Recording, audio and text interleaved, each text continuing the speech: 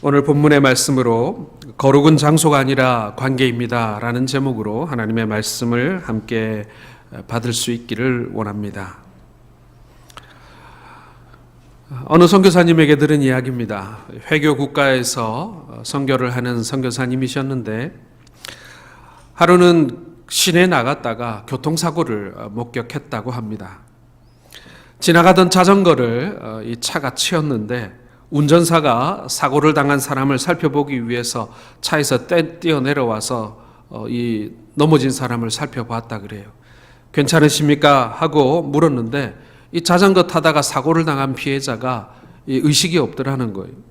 대답을 못하는 거예요. 그러자 운전자가 어떻게 했냐면 인샬라 그러고는 그 자리를 떠나버리더라는 것입니다. 알라의 뜻이라는 얘기죠. 사고가 나도 인샬라고 망해도 인샬라고 그랬습니다. 그들이 믿는 이 알라는 굉장히 일방적이고 절대적인 명령만 존재합니다. 사랑의 관계가 없어요. 관용을 베풀고 이런 율법적인 자선을 베풀고 이런 것은 있지만 어떤 긍휼과 사랑의 관계가 형성되지 못하는 그런 우상이라는 얘기지요. 샤머니즘도 마찬가지입니다, 여러분. 사랑의 관계가 없어요. 재앙이 올까 봐서 늘 두렵지 않습니까? 부적을 쓰고 구술하고 풍수를 따지는 것이 다 그런 이유에서입니다.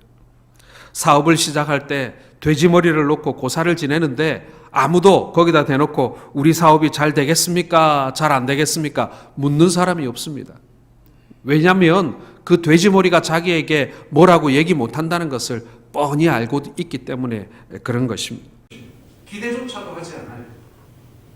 돼지머리로 형상화된 자기 우상을 섬기면서 나는 반드시 성공해야 돼. 나는 반드시 돈 많이 벌어야 돼. 난 반드시 출세해야 돼. 그렇게 끊임없이 자기 자신에게 주문을 외우는 거예요. 그게 여러분 샤머니즘의 모습 아니겠습니까? 그러나 여러분 우리의 예배는 다릅니다. 하나님과의 관계를 기반으로 해서 하나님 앞에 나아가는 것이 예배입니다. 그래서 예배는 교제이고 만남인 거예요. 저는 하나님을 만나러 왔습니다. 하나님 지금 우리에게 말씀해 주세요. 나에게 말씀해 주세요. 그렇게 나아가는 것이 그리스도인인 거예요. 그리고 그러한 그리스도인들에게 하나님께서는 말씀하신다. 그 말씀하시는 자리가 바로 이 자리임을 여러분 믿으시길 바랍니다. 성지순례를 가게 되면 많은 분들이 기대하는 장소가 시내산입니다. 저도 그 시내산에 대한 기대가 있었어요. 수년 전에 성지순례를 가게 되었는데 그때 기대가 되게 컸어요. 그 중에서도 시내산에 올라가는데 굉장히 힘이 든다는 얘기를 제가 들어가지고요. 운동도 다녔어요. 몸도 만들고 체력을 길러가지고 내가 그 산을 한번 단번에 올라가 보리라 이런 생각을 하면서 기대를 했는데 그 테러의 위협 때문에 이 시내산을 갈 수 없다는 연락을 여행사로부터 받았어요. 얼마나 실망이 되는지 몰랐습니다. 아마도 제 마음속에는요. 그 모세가 하나님을 만났던 그 시내산에 올라가면은 나도 좀 하나님께 좀 가까이 갈 수 있는 기회가 생기지 않을까라는 그런 기대를 아마 제 마음속에 했던 것 같습니다. 여러분 하나님은 시내산에만 계시진 않죠.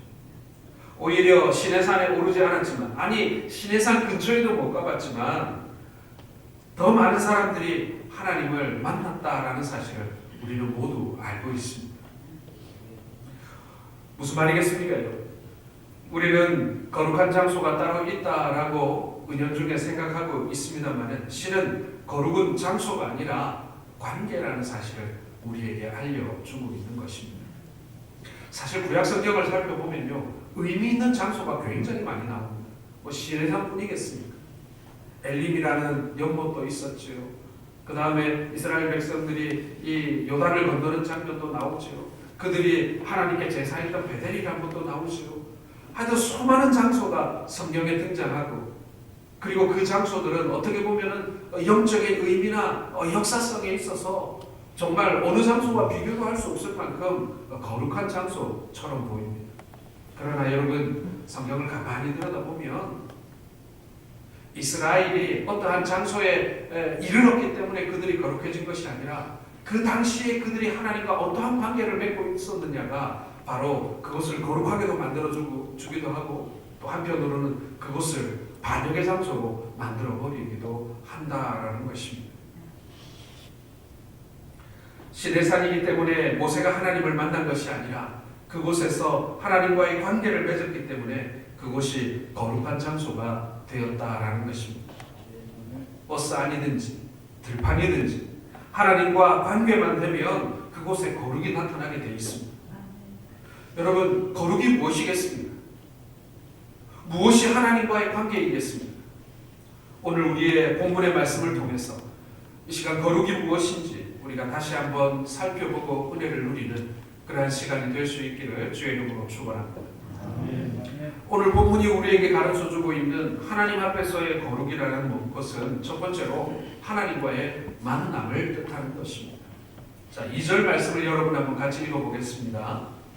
여호와의 사자가 떨기나무 가운데로부터 나오는 불꽃 안에서 그에게 나타나시니라. 그가 보니 떨기나무에 불이 붙었으나 그 떨기나무가 사라지지 아니하는지라. 과거 모세는 궁중에서 화려한 왕자복을 입고 그리고 백마를 타고 다니며 섬김만 받았던 그런 사람입니다. 그러나 이제 광야에서 말 못하는 양들의 시중을 들고 있는 목동의 신세이지. 그것도 1, 2년이 아니라 무려 40년을 그렇게 보내게 됩니다. 십보라라고 하는 여인과 결혼하게 되고 그리고 게르솜도 낳고 그리고 그때 태어난 아들이 이제는 중년의 나이가 되었어요. 과거의 상처도 점점 희미해져 갑니다.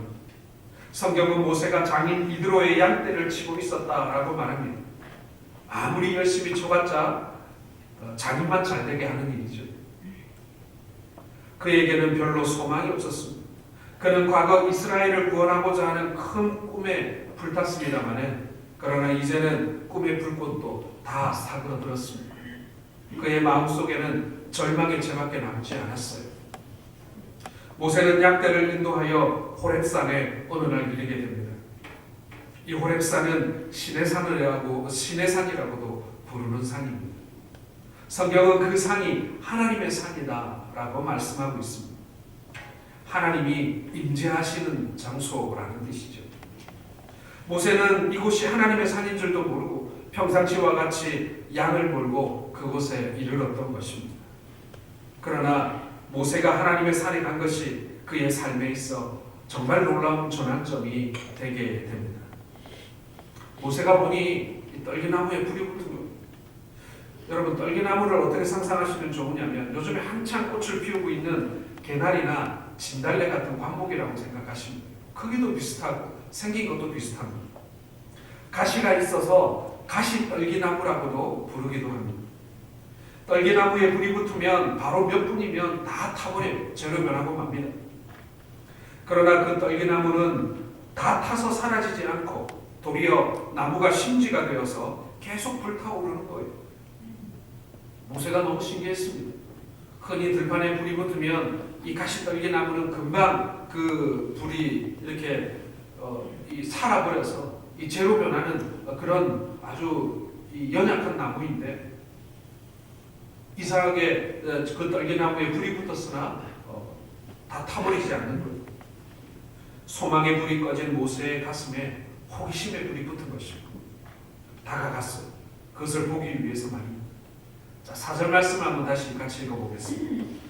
여호와께서 그가 보려고 돌이켜보는 것을 보신지라. 하나님이 떨기나무 가운데서 그를 불러 이르시되 모세야 모세야 하시매 그가 이르되 내가 여기 있나이다. 여러분, 모세는 별로 생각이 없었지만 하나님께서는 오늘 모세를 만나기를 원하고 계셨던 것입니다. 여러분, 사람을 만나려면 제일 먼저 뭘 해야 돼요? 사람을 불러 세우려면 뭘 해야 됩니까, 여러분? 이름 불러야죠. 모세야 모세야 하고 우리 하나님께서 모세를 불러 세우고 계십니다. 하나님은 떨기나무 가운데서 모세를 부르셨어요. 그 음성은 사랑스럽고 부드러웠습니다. 모세가 깜짝 놀랐어요. 왜냐하면 이 미디안 땅에 온 이후로 자기 이름을 불러주는 사람이 사실 별로 없었거든요. 자, 장인 이드로가 모세를 뭐라고 불렀겠습니까? 모소방 하고 불렀겠죠. 그렇죠? 모서방하고 불렀겠죠. 그리고 보통 우리 어른들이 우리들을 부를 때 보통 아이 이름을 많이 부르지 않습니까? 손주가 게르솜이면 모세 보고도 게르솜아 이렇게 불렀을 거예요. 모서방 이렇게 부르고, 남편은 당연히 저 아내는 당연히 여보라고 불렀을 거고요. 그리고 이 시보라에게는 여동생이 많았지 않습니까? 처제들은 뭐라고 불렀겠어요? 형부하고 불렀겠죠. 아들 게르솜은 아버지하고 불렀겠죠. 사실 모세의 이름을 제대로 불러주는 사람이 사실 없었어요. 언젠가부터 이 모세도 자기 이름을 잊어먹고 있었는지도 몰라요. 마치 우리 어머니들 가정에서 주부로만 지내다 보면 누구 엄마, 누구야 아들 이름 부르고 딸 이름 부르고 이렇게 하면서 자신의 이름을 잊어버리기 시작하지 않습니까? 모세의 이름도 잊혀져 가고 있었어요. 그런데 하나님은 모세를 보고 계셨고 모세를 만나기 위해서 모세의 이름을 불러주셨던 것입니다. 모세의 이름을 기억하고 계셨던 것입니다. 여러분, 모세라고 하는 이름의 뜻이 뭐예요? 예, 알고 계시는 분이 계시네요. 물에서 구원받은 자라는 뜻이에요. 물에서 구원받은 자. 하나님께서 모세를 부르고 계십니다. 물에서 구원받은 자야 하고 말입니다. 여러분, 모세가 자기의 이름을 정말 너무나 오랜만에 자기의 이름을 들었을 때 여러분 그 이름의 뜻이 기억나지 않았을까요? 물에서 구원받은 자야. 그래 맞아. 하나님께서 날 향해서 건지셨지. 부모도 어쩔 수 없어서 그냥 죽든지 살든지 어떻게 하라고 그냥 강에 떠내려보낸 나를, 지키지 못해서 나를 포기한 나를 하나님께서 건지셨지. 바로의 공주의 손을 통해서 나를 건지셨지. 그래서 지금까지 나를 성장시키셨지. 여러분, 아마도 모세는 자신의 이름을, 하나님이 부르시는 자신의 이름을 들으면서 많은 생각을 할 수밖에 없었을 거예요. 물에서 구원받은 자야. 하나님은 이제 모세를 통해서 이스라엘을 애굽에서 구원하고자 부르셨던 것입니다. 모세야 모세야, 사람들은 우리의 이름을 잊었을지라도 하나님은 우리의 이름을 잊지 않고 부르심을 믿으시길 바랍니다. 베드로전서 말씀대로 내 부모는 나를 버렸을지라도 주께서는 나를 영접하시리이다. 여러분, 그거예요. 우리 주님은 결코 우리를 잊지 아니하신다라는 것입니다. 사람들 이름 기억 속에서 사라진다 할지라도, 사람들이 혹시 나를 포기하거나 버렸다 할지라도 우리 주님은 결코 나를 포기하는 분이 아니라는 사실을 여러분 우리는 기억해야 하는 것입니다. 모세는 가시떨기 나무 앞에서 하나님을 만났습니다. 여러분, 하나님을 만나게 되면 그 순간 거룩해져요. 거룩하여지면 하나님과의 관계가 이어지기 시작합니다. 대통령을 만날 수 있는 장소는 지정되어 있어요. 아무 곳에서나 대통령 못 만나요. 그러나 하나님은 아무 곳에서나 만날 수 있습니다. 그분이 나를 불러주시는 그곳이면 우리는 어디든지 그분을 만날 수 있는 것입니다. 기차 안도 될 수 있고요, 광야의 한 귀퉁이도 될 수 있는 것입니다. 가시나무 떨기 앞에서도 괜찮아요. 여러분, 거룩은 장소가 아닙니다. 하나님이 내 이름을 불러주시는 곳, 하나님과의 관계가 맺는 곳이 바로 거룩한 곳임을 여러분 믿으시길 바랍니다. 코로나19로 인해서 교회에서 예배하지 못하지만 가정에서 예배하는 지금 하나님께서는 여러분을 만나주심을 여러분 믿으시길 바랍니다. 얼마나 우리를 간절하게 하셨습니까? 그동안 아무런 어려움 없이 누구의 제재도 받지 않고 출입하던 예배당을 우리가 가지 못하게 됐어요. 얼마든지 내 마음에 따라서는 1부 예배도 좋고 2부 예배도 좋고 오후 예배도 좋고 내가 원하면 언제든지 가서 예배할 수 있는 장소라고 생각했던 그곳에 가지 못할 때 우리가 얼마나 가슴이 아팠습니까? 우리의 습관적이고 반복된 이 예배에 대해서 다시 한번 되돌아볼 수 있는 기회가 된 거예요. 하나님께서 하나님과 우리의 관계를 다시 한번 점검할 수 있는 기회를 만들어 주신 거예요. 우리 결혼하신 분들 1년에 한 번씩 결혼기념일 있죠. 여러분, 결혼기념일이 맛있는 거 먹으러 가는 날 아니잖아요. 그렇죠? 이 부부의 관계를 재점검하는 날이라고 저는 생각합니다. 처음 우리가 얼마나 사랑했는지, 우리가 얼마나 아껴서, 우리가 얼마나 서로를 원해서 우리가 하나님 앞에서 한 가정이 되었는지를 다시 점검해보는 시간이잖아요. 다시 확인해보는 시간이잖아요. 1년 동안 한 번도 사랑한다고 말 못했지만 그날은 한번 사랑한다고 말해볼 수 있는 날 아니겠어요? 1년 동안 한 번도 꽃 한 번 선물 못해봤는데 그날은 꽃 한 번 사줄 수 있는 날이잖아요. 제가 외국에서 공부를 할 때 저를 담당하는 교수님이 밥을 먹다가 그런 얘기를 해요. 자기는 하루에 3번씩 아내에게 사랑한다고 말 안 하면 자기는 쫓겨난대. 그래서 제가 말해줬습니다. 이 한국이라는 나라에 저기 저 경상도라고 하는 지방에서는 하루에 3번 사랑한다고 얘기하면 집에서 쫓겨난대. 분명히 뭔가 사고를 쳤거나 아니면 나쁜 짓 하고 있으니까 그런다고. 우리는 그렇게 말하면 쫓겨난다. 제가 그렇게 제 교수님에게 간증한 적이 있습니다. 사랑하는 성도 여러분, 부르실 때 하나님 앞에 나아가시기 바랍니다. 하나님이 우리를 부르신다고 느낄 때가 있어요.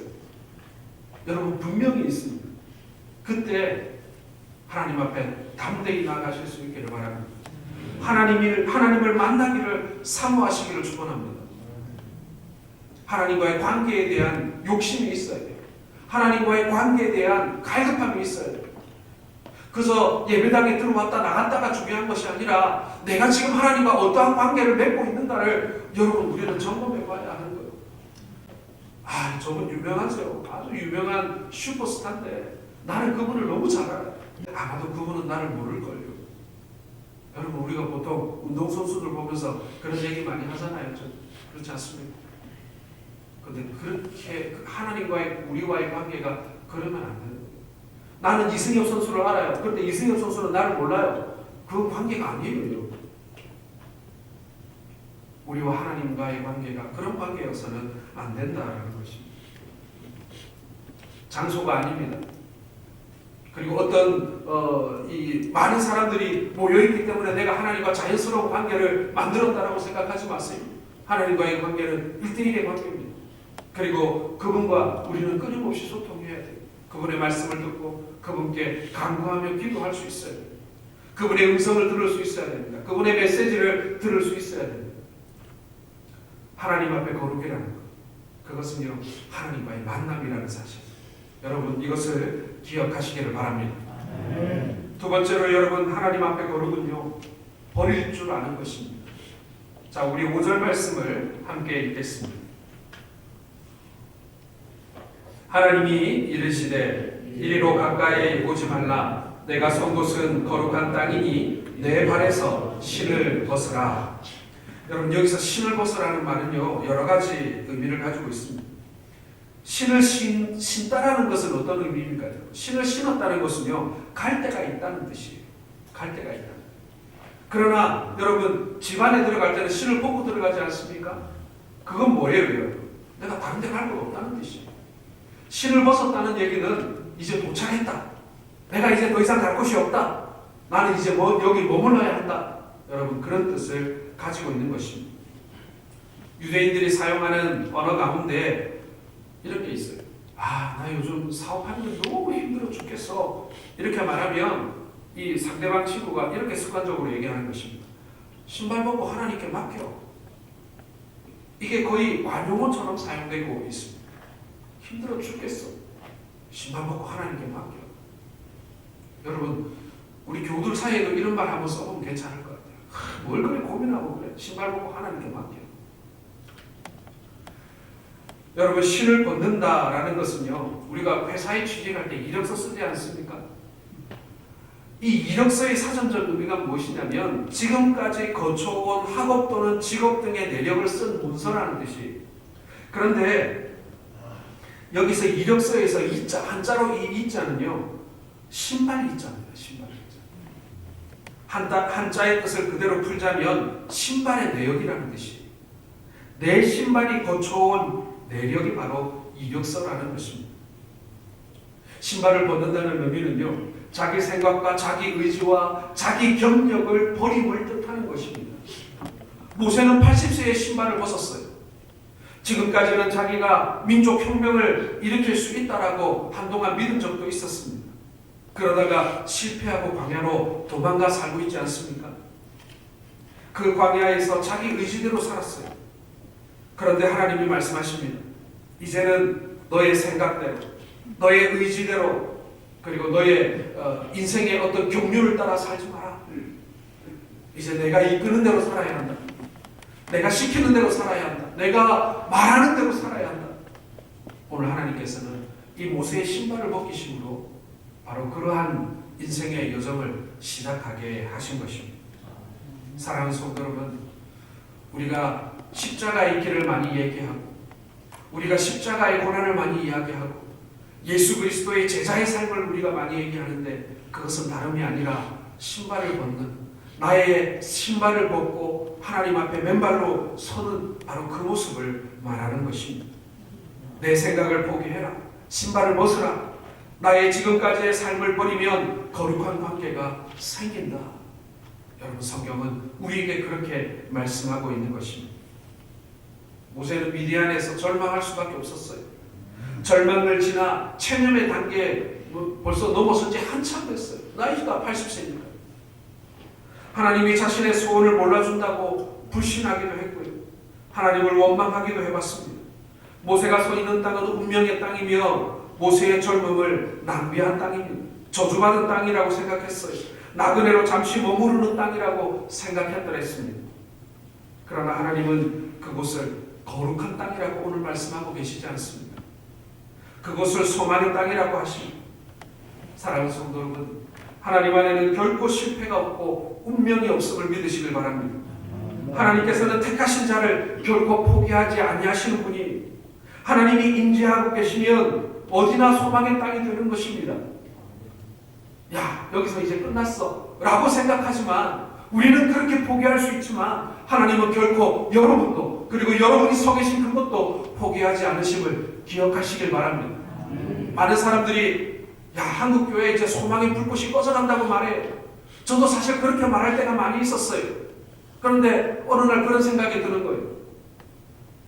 그래, 이 교회가 나의 어머니인데 어머니가 병들었다고 갖다 버리나? 제 마음에 그런 생각이 드는 거예요. 사랑하는 성도 여러분, 우리는 소망이 없다라고 얘기하고, 정말 갈 때까지 갔다고 얘기하고, 바닥을 친다고 얘기하지만, 그러나 그게 혹시 내 생각은 아닙니다. 우리 하나님도 과연 그렇게 보고 계실까요? 어느 누구보다도 우리 하나님 아파하고 계시겠죠. 하지만 우리처럼 쉽게 포기하지는 않으시리라고 저는 믿습니다. 하나님은 모세가 네가 서 있는 곳은 거룩한 땅이니 너의 발에서 신을 벗으라고 그에게 말씀하셨습니다. 모세의 신발에는요, 가축들의 배설물이 묻어 있었습니다. 이 가축의 배설물이 묻은 신발로 거룩한 산에 설 수는 없는 것 아니겠습니까? 우리가 거룩하신 하나님을 만나려면 우리의 더러운 죄의 신발을 벗어야 합니다. 절망의 신발, 정욕의 신발, 교만의 신발, 원망의 신발, 불평의 신발을 벗어야만 우리는 비로소 그 거룩한 땅, 그 소망의 땅에 설 수 있는 것입니다. 그리고 우리가 마음속으로 오로지 하나님께 나아갈 수 있는 유일한 길 대신 예수 그리스도를 영접해야 하는 것입니다. 그래야 여러분, 주님이 우리 안에 내주하실 수 있는 거예요. 사랑하는 성도 여러분, 우리가 신을 벗을 때, 다른 말로 하면 우리가 버릴 수 있을 때 비로소 우리는 하나님과의 관계가 형성되는 것입니다. 그것이 바로 거룩인 것입니다. 거룩하다는 것이 여러분, 성경책을 이렇게 들지 않고 이렇게 들어야 거룩해지는 게 아니에요. 기도할 때 수많은 성경 구절을 인용할 수 있어야 거룩한 기도가 되는 게 아니에요. 진정한 거룩은요, 하나님과의 관계예요. 내가 그분을 알고 그분이 나를 아는 관계. 오늘도 그분이 나에게 말씀하시고 내가 그분에게 묻고 답하는, 여러분, 그런 관계가 비로소 거룩이라고 할 수 있는 것입니다. 우리가 버리지 못해서 하나님과의 관계가 막힌 것이 무엇이 있습니까? 재물일 수도 있습니다. 돈일 수 있어요. 돈에 대한 집착이 강해지면요, 이 하나님과의 관계가 막혀요. 아파트 단지에 추첨이 시작되게 되면 목사들은 바빠집니다. 평소에는 심판도 청하지 않다가 어찌나 불러대는지. 가보면 기도 제목을 말씀하는데 끝에 꼭 이렇게 얘기해요. 이번에 당첨될 수 있도록. 여러분도 아시겠지만은 판교 신도시가 이렇게 분양에 들어갈 때 아마도 제가 섬기고 있던 그 교회 한 800명, 900명 되는 교회였는데 아마 교인들의 90%는 아마 청약을 했던 것 같아요. 제가 한 2주 동안 얼마나 열심히 신방을 다녔는지 몰라요. 사랑하는 성도 여러분, 우리에게 중요한 것이 과연 하나님과의 관계입니까? 하나님에게서 뭔가를 얻어내는 것입니까? 우리가 점검해봐야 돼요. 도리어 내가 하나님께 뭔가를 얻었을 때 하나님과 나의 관계가 돈독해지는 것이 아니라요, 도리어 내가 뭔가를 버렸을 때 하나님과의 관계가 다시 이어지는 거예요. 깊어지는 거예요. 오늘 하나님께서는 우리가 무언가를 더 해야 하나님과 거룩한 관계를 맺을 수 있는 것이 아니라 하나님과 우리의 관계를 가로막고 있는 그 무엇인가를 버릴 때 우리와 하나님과의 관계가 회복될 수 있음을 오늘 본문을 통해서 신을 벗으라는 이 명령을 통해서 우리에게 알려주고 있는 것입니다. 사랑하는 성도 여러분, 제가 여러분들에게 지적할 수 없어요. 왜냐하면 사람마다 다르거든요. 어떤 사람은 미움일 수도 있고요, 어떤 사람은 자존심일 수도 있고요, 아까도 말씀드렸듯이 어떤 사람은 재물에 대한 어떤 욕망일 수도 있어요.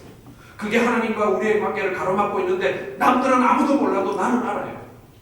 그게 하나님과의 관계를 어렵게 만들고 있다는 것을, 여러분, 그것을 내려놓을 수 있는 결단을 하시는 저와 여러분들 되시기를 주의 이름으로 축원합니다. 마지막 세 번째로 여러분, 하나님 앞에 거룩은요, 순종하는 삶의 태도입니다. 자, 10절과 11절의 말씀을 한번 같이 읽어보겠습니다. 시작. 너에게 내 백성 이스라엘 자손을 애굽에서 인도하여 내게 하리라. 모세가 하나님께 아뢰되 내가 누구이기에 바로에게 가며 이스라엘 자손을 애굽에서 인도하여 내리까. 모세는요, 사실은 지금까지 이스라엘 백성들을 위해 살겠다고 생각했고 이제 광야에 와서는 장인과 그리고 처자식을 위해서 산다고 생각했지만 사실은 모세는 자기중심적인 삶을 살았던 사람이에요. 자기 자신에게 모든 결정과 그리고 어떤 일의 동기의 출발점이 자기 자신이었어요. 내가 한번 해보리라. 그리고 나에게 지금 뭐가 필요한가, 뭐 이런 데 관심이 더 많았던 그런 사람이죠. 그러나 이제는 애국으로 들어가서 하나님의 백성을 인도하여 내라는 사명을 받습니다. 하나님께서 가시떨기나무 앞에서 나타나신 목적이 바로 이거 한 가지였어요. 그러나 우리가 잘 알듯이 모세는 거절합니다. 그것도 한 번만 거절한 게 아니라 계속 거절해요. 바로가 내 말을 듣겠습니까? 내 백성들이 도망자로 살던 내게 내 말을 그들이 들으려고 하겠습니까? 나는 입술이 둔합니다. 보낼 만한 자를 보내십시오. 모세의 계속된 핑계에 하나님은 노를 바라시면서 가라고 윽박지르십니다. 사랑하는 성도 여러분, 순종이 거룩인데 모세는 처음에 순종하지 못했던 것입니다. 하지만 결국 우여곡절 끝에 순종하기로 작정하게 됩니다. 모세가 시내산 가시떨기 나무 불꽃 가운데에서 하나님을 만났기 때문에 그곳이 거룩한 것이 아니에요. 그곳이 거룩한 이유는 그곳에서 모세가 순종을 다짐했기 때문에 그곳이 거룩한 것이, 거룩한 장소가 된 것임을 여러분 믿으시길 바랍니다. 서울의 양화대교 옆에 양화진이라는 곳이 있습니다. 그리고 그 양화진에는 선교사 묘지가 있죠. 그곳은 우리나라에서 선교하러 왔다가 이 땅에서 순교하거나 사망하신 분들을 모셔둔 묘지입니다. 기회가 되면 한 번쯤은 그곳을 꼭 방문해 보시기를 제가 추천드립니다. 어쩌면 이곳은 참 거룩한 곳이라고 말할 수 있을 겁니다. 하나님의 말씀에 순종하다가 이 땅에서 생명을 다하기까지 수고한 분들의 묘지이기 때문에 그렇습니다. 이 양화진 묘지에 제일 먼저 묻힌, 그곳에 제일 첫 번째로 묻힌 선교사가 헤론이라고 하는 의사였습니다.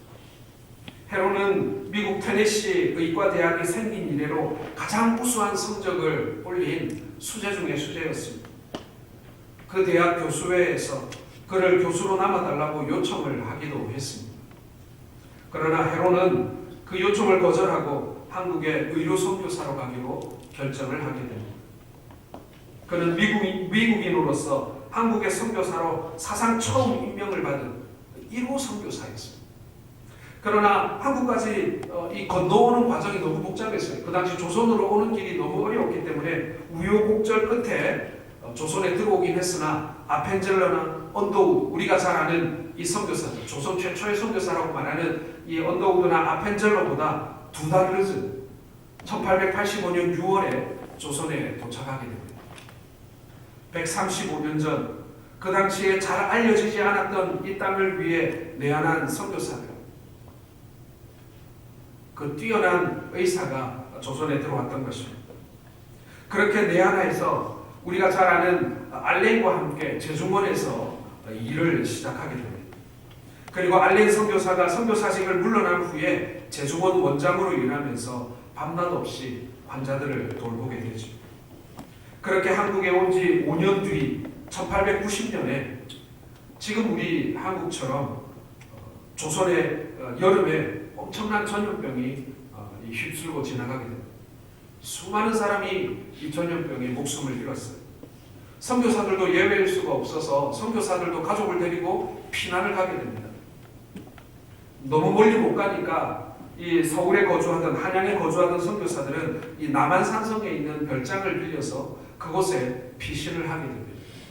자, 그런데 이 해론 선교사는 피신을 갔음에도 불구하고 그 남한산성에서 이 한양 이 성내까지 매일 이 오고 가면서 환자들을, 이 전염병 환자들을 돌보게 됩니다. 그 한여름의 폭염 속에서 서울까지의 먼 거리를 드나들며 환자를 치료했는데 그 더위와 가로로 결국에는 자신도 이질에 걸리게 됩니다. 그리고는 3주 동안을 앓다가 1890년 7월 16일에 젊은 아내와 2딸을 남겨두고 순교를 하게 되는 것입니다.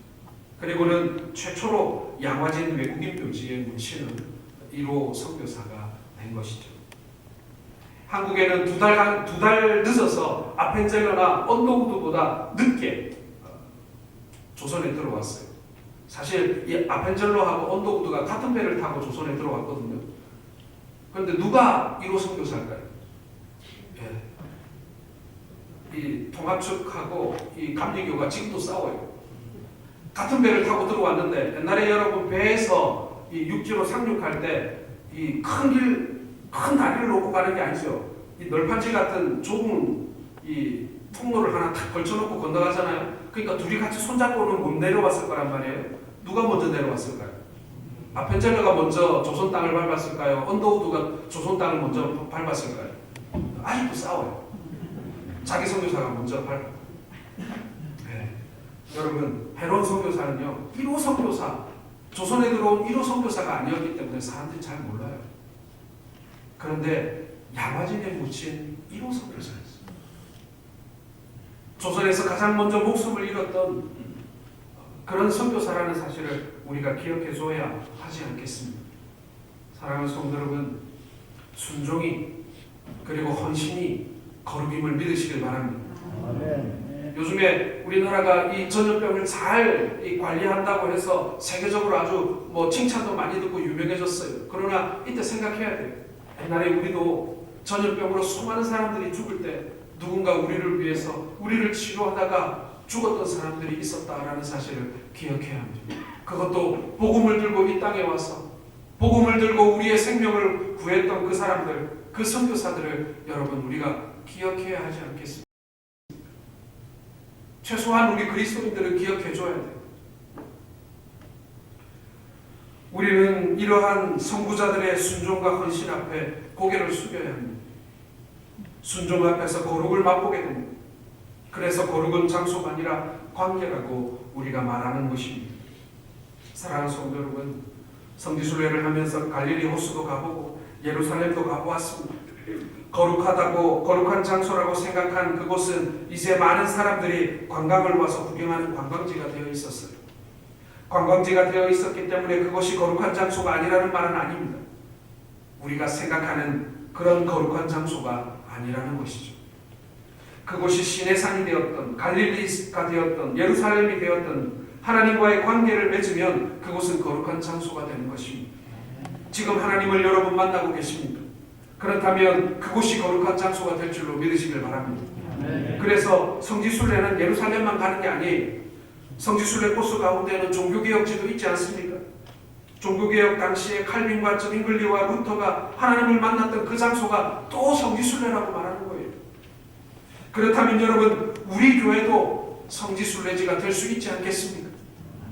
이곳에서 하나님을 만난 사람들이 있습니다. 그러면 이곳은 거룩한 장소인 거예요. 거룩은 버리는 것입니다. 지금까지 자신이 살아왔던 과거의 이력을 버리고 하나님의 뜻과 방법으로 살아가는 것이 거룩입니다. 하나님은 우리에게 신을 벗으라고 말씀하셨어요. 하나님과 우리의 관계를 단절시키는 방해하는 것들을 버리라고 하십니다. 우리가 신고 있는 신을 버릴 때 그곳은 거룩한 곳이 되는 것입니다. 마지막으로 거룩은 순종이라고 말씀드렸습니다. 하나님의 말씀에 순종하여 따르겠다는 것, 그 결단이 거룩입니다. 사랑하는 성도 여러분, 오늘 우리는 하나님과의 관계가 세상의 그 어떤 관계보다도 소중함을 잘 알고 있습니다. 그러나 문제는 뭐예요? 알고만 있을 뿐 어떻게 하면 그 관계가 회복되는지, 그 관계가 맺어지는지 우린 잘 몰라요. 사실은 그것에 대해서 별로 관심이 없는 것 같기도 해요. 사랑하는 성도 여러분, 우리 주님을 만나는 여러분들 되시길 바랍니다. 주님께 여러분들을 보고 여러분들을 주님 앞에 내놓으세요. 하나님, 저 왔어요. 저 보이시죠? 이제 저에게 말씀해 주세요. 이제 제가 듣기를 원합니다. 하나님 앞에 나와서 내 얘기만 하지 말고요. 어떨 때는 새벽에도 오셔서요, 뭔가를 많이 기도해야 된다고 생각하지 마세요. 어떤 날은 그냥 하나님 앞에 아무 얘기하지 마시고 그냥 잠잠히 하나님을 묵상하는 시간 가져보세요. 하나님, 저에게 혹시 할 말이 있으십니까? 오늘 제 마음을 움직여주시고 제 감정을 움직여주시고 제 의지를 움직여주시고 제게 말씀해 주십니다. 여러분, 그런 만남을 소중히 여기시길 바랍니다. 버릴 거 버리시고, 그리고 하나님 앞에 참으로 담대히 나아가는, 하나님이 말씀하실 때 순종하기를 결단하시는, 그래서 하나님과 우리 간의 이 거룩한 관계를 만들어 가시는 저와 여러분들 되시기를 주님의 이름으로 축원합니다. 기도하겠습니다. 아버지, 최소한 우리 그리스도인들은 기억해 줘야 돼요. 우리는 이러한 선구자들의 순종과 헌신 앞에 고개를 숙여야 합니다. 순종 앞에서 거룩을 맛보게 됩니다. 그래서 거룩은 장소가 아니라 관계라고 우리가 말하는 것입니다. 사랑하는 성도 여러분, 성지순례를 하면서 갈릴리 호수도 가보고 예루살렘도 가보았습니다. 거룩하다고, 거룩한 장소라고 생각한 그곳은 이제 많은 사람들이 관광을 와서 구경하는 관광지가 되어 있었어요. 관광지가 되어 있었기 때문에 그것이 거룩한 장소가 아니라는 말은 아닙니다. 우리가 생각하는 그런 거룩한 장소가 아니라는 것이죠. 그곳이 시내산이 되었던, 갈릴리가 되었던, 예루살렘이 되었던 하나님과의 관계를 맺으면 그곳은 거룩한 장소가 되는 것입니다. 지금 하나님을 여러분 만나고 계십니까? 그렇다면 그곳이 거룩한 장소가 될 줄로 믿으시길 바랍니다. 그래서 성지순례는 예루살렘만 가는 게 아니에요. 성지순례 코스 가운데는 종교개혁지도 있지 않습니까? 종교개혁 당시에 칼빈과 저빙글리와 루터가 하나님을 만났던 그 장소가 또 성지순례라고 말하는 거예요. 그렇다면 여러분, 우리 교회도 성지순례지가 될 수 있지 않겠습니까? 이곳에서 하나님을 만난 사람들이 있습니다. 그러면 이곳은 거룩한 장소인 거예요. 거룩은 버리는 것입니다. 지금까지 자신이 살아왔던 과거의 이력을 버리고 하나님의 뜻과 방법으로 살아가는 것이 거룩입니다. 하나님은 우리에게 신을 벗으라고 말씀하셨어요. 하나님과 우리의 관계를 단절시키는 방해하는 것들을 버리라고 하십니다. 우리가 신고 있는 신을 버릴 때 그곳은 거룩한 곳이 되는 것입니다. 마지막으로 거룩은 순종이라고 말씀드렸습니다. 하나님의 말씀에 순종하여 따르겠다는 것, 그 결단이 거룩입니다. 사랑하는 성도 여러분, 오늘 우리는 하나님과의 관계가 세상의 그 어떤 관계보다도 소중함을 잘 알고 있습니다. 그러나 문제는 뭐예요? 알고만 있을 뿐 어떻게 하면 그 관계가 회복되는지, 그 관계가 맺어지는지 우린 잘 몰라요. 사실은 그것에 대해서 별로 관심이 없는 것 같기도 해요. 사랑하는 성도 여러분, 우리 주님을 만나는 여러분들 되시길 바랍니다. 주님께 여러분들을 보고 여러분들을 주님 앞에 내놓으세요. 하나님, 저 왔어요. 저 보이시죠? 이제 저에게 말씀해 주세요. 이제 제가 듣기를 원합니다. 하나님 앞에 나와서 내 얘기만 하지 말고요. 어떨 때는 새벽기도 오셔서요, 뭔가를 많이 기도해야 된다고 생각하지 마세요. 어떤 날은 그냥 하나님 앞에 아무 얘기하지 마시고 그냥 잠잠히 하나님을 묵상하는 시간 가져보세요. 하나님, 저에게 혹시 할 말이 있으십니까? 오늘 제 마음을 움직여주시고 제 감정을 움직여주시고 제 의지를 움직여주시고 제게 말씀해 주십니다. 여러분, 그런 만남을 소중히 여기시길 바랍니다. 버릴 거 버리시고, 그리고 하나님 앞에 참으로 담대히 나아가는, 하나님이 말씀하실 때 순종하기를 결단하시는, 그래서 하나님과 우리 간의 이 거룩한 관계를 만들어 가시는 저와 여러분들 되시기를 주님의 이름으로 축원합니다. 기도하겠습니다. 아버지,